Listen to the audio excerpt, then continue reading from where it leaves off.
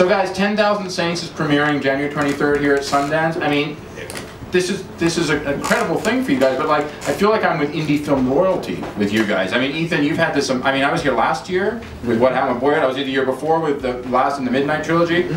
This must be an amazing ride. You know, this festival is always special to me because, in a way, it was the first real American festival that I was aware of.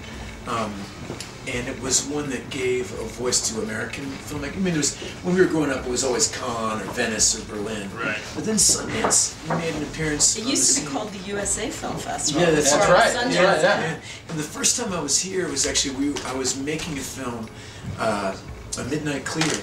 We were shooting it here, which is a Keith Gordon film. And this predates Harvey Weinstein and Mary, before the whole 90s. It was actually 1990.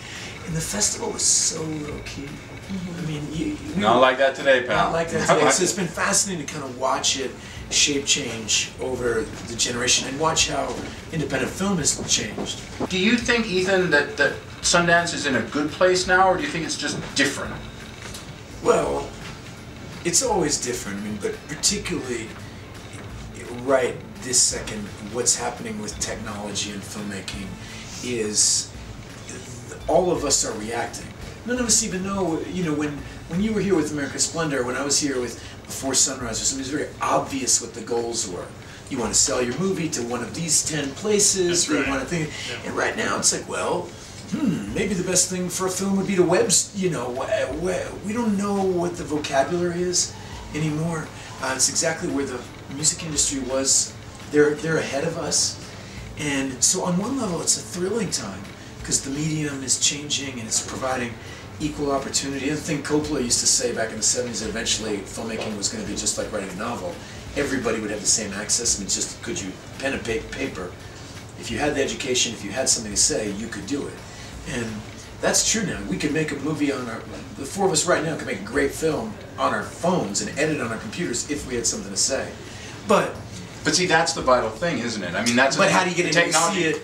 But do you have something to say? But do you have something to say? And then once you even do, how do you get people to pay attention to it? Particularly when the studios are making less and less movies. They're not interested in drama, and they're flooding the market with advertising to a point that it's so hard to be heard.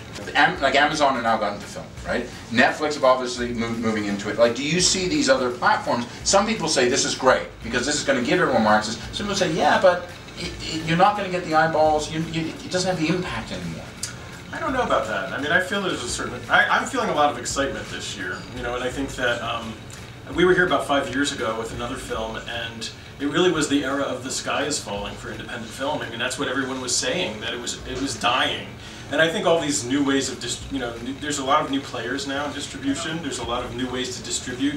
I feel like people are there's a lot of really inventive people now in the game, and I think it's exciting. And it's at a moment where I would like to be cynical. The truth is that, you know, you mentioned Boyhood, and that we made that movie for $2 million, and it's had an impact on popular culture.